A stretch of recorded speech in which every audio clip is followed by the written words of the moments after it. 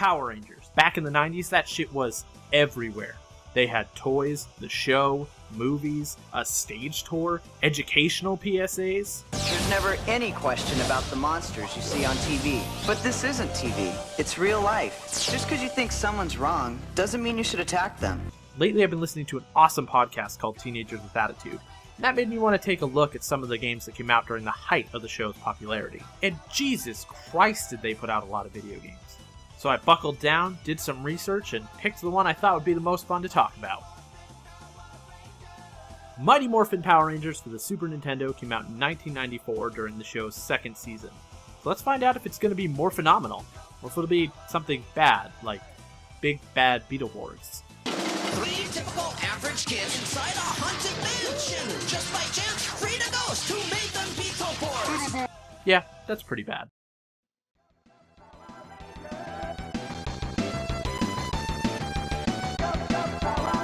Hot damn, they got that tight track in the intro and it doesn't sound like crap. I'm actually impressed.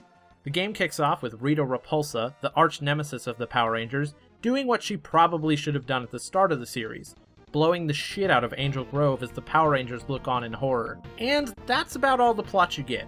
No words or exposition, just a city in flames and that evil face staring down at you from her moon base. Then you get thrown into the character selection screen and have to pick a ranger. All the original cast is here: Trini, Billy, Jason, Kimberly, and Zach. The glaring omission is the Green Ranger Tommy, which is a little confusing given how popular that character is, having appeared in the series as recently as 2014. Now that is dedication to a role. When you highlight a character to choose, they do a little dance, hoping that it will impress you enough to pick them. If this was a dance contest, you'd win, Zach. That's like your main character trait. Keep it up. Sorry, Billy, you get an F for effort.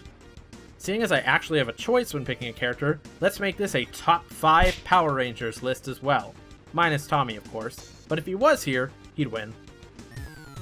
Number 5. Trini. Ooh, tough break. Not as smart as Billy, not as athletic as Kimberly, and not quite as good at martial arts as Jason. When your main character trait is being not quite as good as everyone else on your team, you kinda take last place by default. The game is your typical side-scrolling beat-em-up, and it's the perfect genre for a game about the Power Rangers.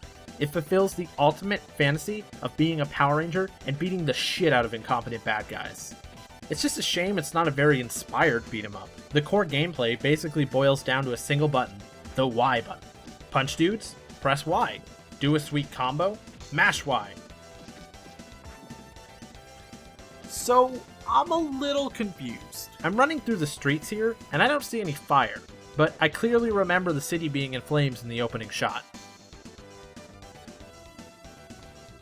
Now you see these guys? For those who don't know, these are the putty patrollers, or putties for short. Get used to seeing them, because outside of bosses, these are the only enemies that you'll really encounter. Now, I get that this makes sense considering they're Rita's generic foot soldiers in the show, but you can only beat the crap out of the same guy so many times before it starts to lose its appeal. To make matters worse, you can only move in 2 directions, left and right, which means there's only 2 ways for enemies to approach you. So as long as you stay away from the edges of the screen, there's no real way for them to get the upper hand. Wait, is this dude in the trench coat about to show me his dick? Oh, never mind, they were just bad guys. That is significantly less interesting though. About halfway through each level, the main boss guy shows up and glares at you menacingly. The boss of the first level is the Skeleton Knight Bones. I am Bones at your service. I've always been partial to his design, so I'm glad they used him as a boss instead of someone like Chunky Chicken or Pudgy Pig. Once you pull out your Power Morpher, he nopes right the fuck out. But I would do the same thing. Trini is built like a brick shithouse. And I know that in the original show, the Yellow Ranger was a dude, but clearly this game isn't based on that. Instead, they just got lazy and made one Ranger sprite for all the characters and colored it accordingly. Once you finish committing genocide on the poor defenseless putty people, you finally get to take on the Bone Man himself. Note to self, never say Bone Man again. He gets in a couple cheap shots at the beginning, but then I absolutely murder him.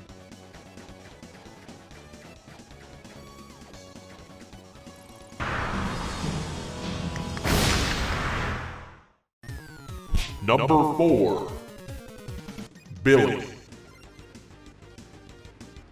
Sorry, Billy. I know us nerds are supposed to stick together, but every time you open your mouth in the show, I want to punch you. Her proficiency with complex illustrated characterizations is quite impressive, isn't it? What'd you say? Don't look at me, I don't speak Billy. I swear to God, man, if you were just slightly dumber, you'd take last place. Oh my God, he even punches like a pussy. But somehow his wimpy punch still manages to kill enemies in one hit. So I guess there's no real downside to picking a particular character. The boss this time around is none other than Gnarly Gnome, a giant troll thing that fights with a rake. He's dumb. When you meet him in Morph, the level actually gets a little more interesting because it introduces upward movement. To be honest, it threw me off a little at first, because until this point, everything just scrolled right. Billy's Power Lance is much more useful than Trini's Power Daggers were. The range on those were basically useless, whereas this is the complete opposite.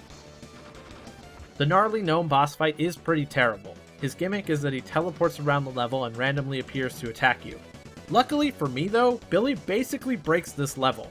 His lance has such good range, so as long as you're facing the direction he appears in and attack, it stops him in his tracks.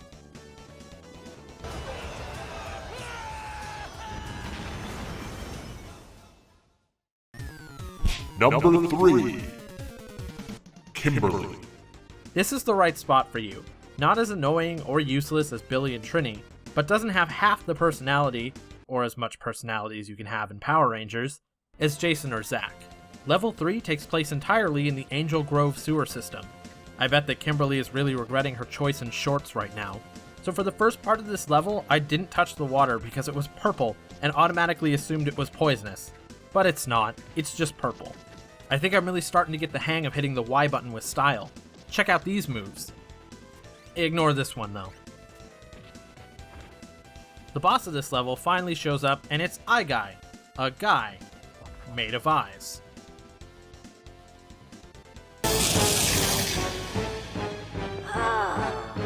Eye Guy at your service, my queen. You are a sight for sore eyes, your loveliness. It is good to see you again. That's a little on the nose, even for Power Rangers. When morphed, Kimberly uses her power bow as her main form of attack. I'm not quite sure if the creators of this game understand how bows work, though, because she proceeds to mercilessly beat people to death with it. Then, trying to innovate even more, the game throws swimming at you for the first and last time. All this does is slow down the game. It's not hard, it's not interesting, it just takes twice as long. I should also remind you that we're still in the sewer, so poor Kimberly here is swimming through human waste. Gross. The fight with Eye Guy is pretty straightforward. You're supposed to attack him while dodging his eye lasers, but I don't have time for that bullshit. Instead, I just take hits over and over again while mashing the Y button. It works just as well.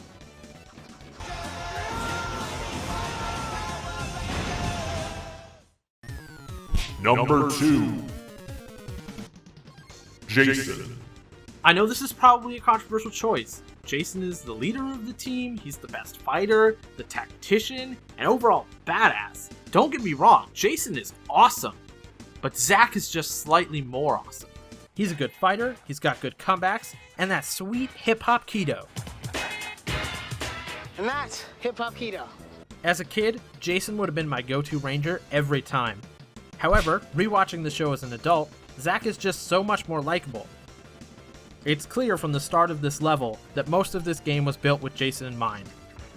His attacks have the most impact, and his combo is quick and powerful. He tears through putties like they were made of putty. I really need to put more thought into these comparisons. The first part of the stage is actually pretty boring. It's your standard slog through enemies. Once you morph though, everything gets kicked up to 11. You're scaling this unfinished buildings, jumping off walls, punching dudes, doing flips, and that music!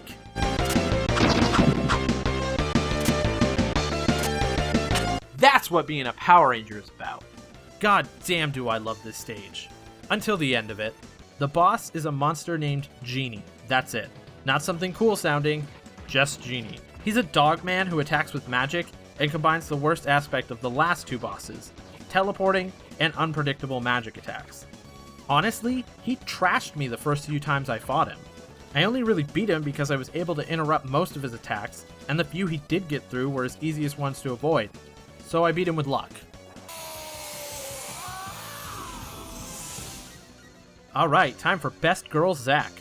While his attacks aren't as punchy or as satisfying as Jason's, he's the most visually interesting to play. When you do his combo, he does this awesome spin kick that hits enemies on both sides of him, so you can't really get surrounded because he just pushes everyone away. The level, however, is a major step down from the last one. It's another one where you're just walking and fighting. And as for the boss, wow, they could not have picked a more boring monster. Rita summons over 100 monsters through the course of Mighty Morphin Power Rangers, and they picked the Dark Warrior as one to fight. You don't remember the Dark Warrior? Oh, he's the camo-colored ninja that kidnaps Trini's uncle, the karate scientist. It's a pleasure to meet you, karate scientist. Yes, Billy-san. There are no words for this. It's another easy fight though, just about as hard as Bones was. He doesn't really have any gimmicks or anything, but he dies just the same.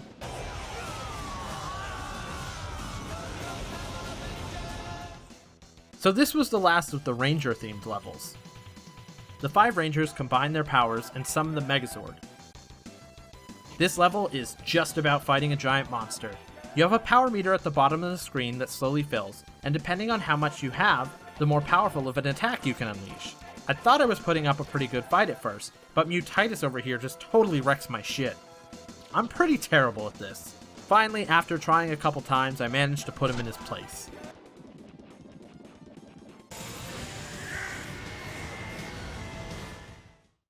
After that, you storm Rita's moonbase and fight her #1 henchman Goldar, piloting his own Zord named Cyclopsis. Cyclopsis? I don't know. Holy shit, I might have gotten the hang of this. Yeah! Eat my shit, you winged monkey! Oh, for those of you who don't know, this is what Goldar looks like. Get wrecked! Wait, the fuck? He comes back with a vengeance, and this time he actually puts up a decent fight, but I still managed to show him up, but just barely. Damn, that was actually pretty satisfying. It can't be abandoned ship!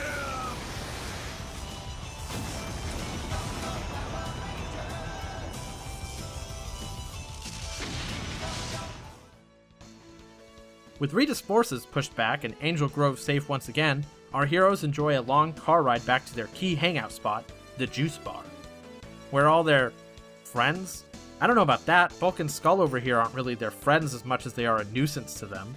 Regardless, they all watch Zack's sweet dance moves. Heck, even Rita watches Zack bust a move from space as she plans her next attack, which is probably some dancing-based monster considering that's her MO. It only took me about an hour to beat this game, which is way too short. If I had paid full price for this game back in the day, I'd be pretty pissed off. Hell, I'm mad about it now when I only paid $20 for my copy. The game is about as deep as a puddle. With only one button to attack with, the whole thing is basically button mashing. It would have been much better if they had incorporated different attacks and maybe given each character a set of combos. With only a single standout level and a slew of mediocre ones, I have a hard time recommending this game even to people who are fans of the show. It's too easy, super short, and extremely repetitive. While it's the best game I've played so far on this show, that's not saying much. If you want a good game inspired by Power Rangers, go and check out Chroma Squad on Steam. It's all about making your own low-budget Sentai show. It's awesome. Maybe I'll talk about it someday here, but for now, you'll just have to take my word on it.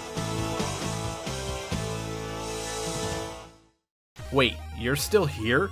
I'm glad you made it through the video. Thanks for watching until the end. This is the part of the video where I usually mention that you should subscribe to my channel, leave a comment, and maybe hit that like button, but I'm not going to do that this time. Hell, I'm not even going to mention these other 2 videos that I made that you can watch.